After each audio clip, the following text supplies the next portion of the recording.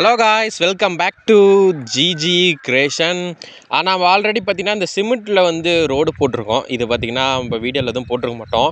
ரொம்ப நாளாக வந்து ஒரு 2 மாதமாக இந்த இடத்த க்ளீன் பண்ண வச்சுருக்கோம். இடம்லாம் ரொம்ப வந்து பில்லெல்லாம் அதிகமாகிடுச்சு. அதனால் ஃபுல்லாக க்ளீன் பண்ணி இருந்த சிமெண்ட்டை போட்டு ஓரளவுக்கு ஃபுல்லாக க்ளீன் பண்ணிட்டோம். இந்த ரோடை யூஸ் பண்ணி இப்போ ஃபுல்லாக மண் ரோடு ஓட்ட போகிறோம். அடுத்தடுத்து வந்து அப்கிரேடுக்கோசரம் பார்த்திங்கன்னா அடுத்தது சிமெண்ட் ரோடு போக எந்த அளவுக்கு சார்ஜ் டெஸ்டிங் பண்ணலாம் அப்படிங்கிற ஒரு கான்செப்ட்லேயும் மண்ணில் வந்து ஓட்டலாம் அப்படிங்கிற ஒரு கான்செப்ட்லேயும் ஃபுல் வீடியோ போட ஆரம்பிச்சிட்டோம்.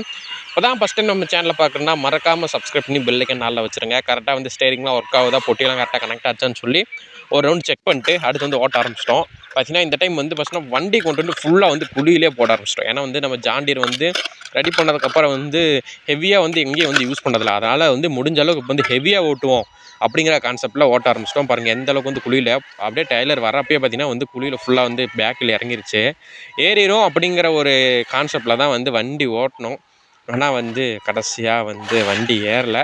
நீங்களே பார்த்தாவே தெரியும், வீல் மட்டும்தான் சுற்றுது, வண்டி ஃபுல்லாக மேலே வரல. எதனால் அப்படின்னா அந்த இடம் பார்த்திங்கன்னா வந்து ரொம்ப வந்து மேடு அதிகமாக இருக்குது. அது போக பார்த்திங்கன்னா க்ரிப் இருந்துச்சு அப்படின்னா தாராளமாக வந்து நம்ம வந்து ஜாண்டியில் வந்து வண்டி வந்து மேலே ஏறிடும். க்ரிப்பு வந்து சுத்தமாக இல்லை, வண்டி பார்த்திங்கன்னா சுற்றிக்கிட்டே தான் இருக்குது. அந்த ஃபுல்லாக க்ரிப்பில் தான் வண்டி பாருங்கள் எந்த அளவுக்கு தூக்கி போட்டு தான் வருதுன்னு. அதெல்லாம் பின்னாடி வீலும் பார்த்திங்கன்னா கரெக்டாக போய் ரொம்ப வந்து செங்குத்தான இடத்துல வந்து மாட்டிக்கிச்சு. இதுக்கு ஒரே ஒரு ஆல்ட்ரேஷன் ஒர்க் வேலை என்ன பண்ணணும் அப்படின்னா நாம் தான் வந்து அந்த இடத்த கொஞ்சம் வந்து இன்னும் கொஞ்சம் லைட்டாக குறைச்சி விட்டோம் அப்படின்னா வேலை வந்து முடிஞ்சிச்சு. ஏன்னா வந்து ஒரு சைடு வீல் பாருங்கள் கரெக்டாக வந்து சுற்றுது, ஒரு சைடில் வந்து மேடு அதிகமாக இருக்குது, அதனால் வந்து அந்த மாதிரி சுற்றுது. அது இல்லாமல் இது லைட்டாக வந்து மணல் வந்து இருக்கிற காடு, மணல் இருக்கிறதுனால பார்த்திங்கன்னா வந்து வண்டி க்ரிப் இருந்தால் வந்து போகும், க்ரிப்பெல்லாம் போகுது. லைட்டாக வந்து தட்டி விட்டதுக்கப்புறம் வண்டி பாருங்கள் அப்பயும் கொஞ்சம் திணறிச்சு. அப்பயும் பார்த்திங்கன்னா அசால்ட்டு நான் பார்த்திங்கன்னா நம்ம ஜாண்டியரோட பர்ஃபார்மன்ஸே ஹெவிங்கிறதுனால வண்டி சுற்றிட்டு போகணும்னு சொல்லிட்டு ஒரு ரேஸை விட்டுட்டு ஃபுல் ரேஸில் ஓட்ட ஆரம்பித்தோம். வண்டி பார்த்திங்கன்னா மேலே ஏறிடுச்சு. ஏறினப்போ பார்த்திங்கன்னா ரொம்ப சைடாக வந்துடுச்சு. அதனால் பார்த்திங்கன்னா டக்குன்னு வந்து வளைக்க முடியல. இந்த ஜாண்டியரில் இன்னும் ஒரு பிரச்சனை என்னங்கிறது பார்த்திங்கன்னா ஓட்டப்போ கண்டுபிடிச்ச அப்படின்னா அந்த ஸ்டேரிங் பிரச்சனை தான். ஆல்ரெடி ஸ்டேரிங் பிரச்சனை, வண்டி வந்து ஓட்ட தான் என்னென்ன பிரச்சனைங்கிறது கண்டுபிடிக்குன்னு சொல்ல முடிச்சேன். அந்த ஜாண்டியர் பிரச்சனை ஓரளவுக்கு வந்து ஸ்டேரிங் வேலை வந்து கண்டுபிடிச்சாச்சு. இப்போ வந்து பின்னாடி லோடு இருக்கிறனால பார்த்திங்கன்னா வந்து ஜாண்டியர் வந்து டக்குன்னு பார்த்திங்கன்னா வளைய மாட்டேங்குது. ஏன்னா வந்து இப்போ வெயிட் இல்லாதப்போ தாராளமாக ஒரு 10 சென்டிமீட்டர் சர்க்கிள்குள்ளே வளையுது. அதே லோடு இருந்துச்சு அப்படின்னா ஒரு 20 சென்டிமீட்டர் சர்க்கிள் வந்து தேவைப்படுது. எதனால் அப்படின்னா லோடு வந்து நம்ம எப்பயுமே வந்துட்டு செஞ்ச டயலர் பார்த்திங்கன்னா தாராளமாக வந்து ஒரு 4லேருந்து ஒரு 5 கிலோ மண் பிடிக்கிற அளவுக்கு தான் வந்து செஞ்சுருக்கோம். அதனால் பார்த்திங்கன்னா ஃபுல் க்ரிப்னஸும் பின்னாடி பேக் வீலே இருக்குன்னா முன்னாடி இருக்கிற ஃப்ரண்ட் வீலில் க்ரிப் ஃபுல்லாக இல்லை. வண்டி இறங்குறப்ப கரெக்டாக வந்து க்ரிப் இருக்குது, வண்டி ஏறப்போ பார்த்திங்கன்னா க்ரிப் இருந்தாலும் வண்டி வந்து வீலிங் அடிச்சு லைட்டாக வரதுனால டக்குன்னு வந்து வளைய மாட்டேங்குது. ஒரு வழியாக ஃபஸ்ட் லோடை பார்த்திங்கன்னா ஓட்ட வந்து ஆரம்பிச்சிட்டோம். ஃபஸ்ட் லோடு பார்த்திங்கன்னா தாராளமாக வண்டி கொஞ்சம் நிப்பாட்டி விட்டு அப்புறம் பார்த்திங்கன்னா பொட்டி வந்து தூக்கி விட்டோம். பாருங்கள் ஓரளவுக்கு எவ்வளோ மண் வந்துச்சுன்னு. ஃபஸ்ட் லோடு அப்போ பார்த்திங்கன்னா அங்கே கீழேருந்து வரதுனால பாதி வந்து கீழே ஓட்டிகிட்டு வந்துச்சு. அடுத்த லோடுக்கு வந்து ரிஸ்க் வேணாம் அப்படிங்கிற கான்செப்டில் வண்டி மேலேயே நீத்தி மண் அப்பிக்க வேண்டியது தான். அப்போ வந்து எவ்வளோ லோடு மண் லோடு வந்து பாருங்கள் சருன்னு போயிட்டு சருன்னு வந்து வளைய பார்த்திங்களா, கொஞ்சம் இடத்த டக்குன்னு வளைஞ்சிச்சு. அதே மண் இருந்தால் அது ரொம்ப வந்து பிரச்சனை போகுது. வண்டி வந்து எப்பயும் இருக்கிற இடத்துல இறக்கிட்டே ஓட்ட ஆரம்பிச்சிட்டோம்.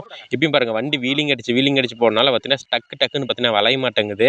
உங்களுக்கே பார்த்தாவே தெரியும், பார்த்திங்கன்னா எங்கேயோ வளைச்சா எங்கேயோ போகுது. அதெல்லாம் இப்போ தான் நம்ம ஜாண்டியர் வந்து 6 சேனல் வச்சு ஓட்டுறதுனால கண்ட்ரோல் வந்து வேறு மாதிரி டிஃப்ரெண்ட்டாக இருக்குது. அந்த பிரச்சனை ஒன்று, அப்புறம் இந்த ஸ்டேரிங் பிரச்சனை ஒன்று. அதே பாருங்கள் வண்டி வந்து எம்டியாக வரப்போ பார்த்திங்கன்னா சர்ரு பார்த்திங்கன்னா வண்டி வந்துடுது. அதே லோடு ஓட்டுறப்ப பார்த்திங்கன்னா ரொம்ப வந்து கொஞ்சம் இதாக தான் இருக்குது.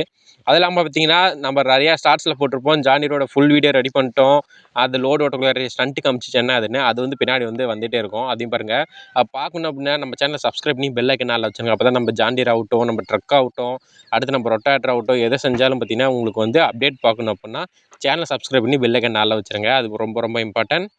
அடுத்து பார்த்திங்கன்னா ஒரு வழியாக பார்த்திங்கன்னா 2வது லோடு ஓட்ட ஆரம்பிச்சிட்டோம். இந்த கேமராவையும் பார்த்துக்கிட்டு கண்ட்ரோலையும் பார்த்துக்கிட்டு அது 6 சேனல் கண்ட்ரோல் பார்த்துக்கிட்டு ரொம்ப வந்து டிஃப்ரெண்ட்டாக இருக்குது.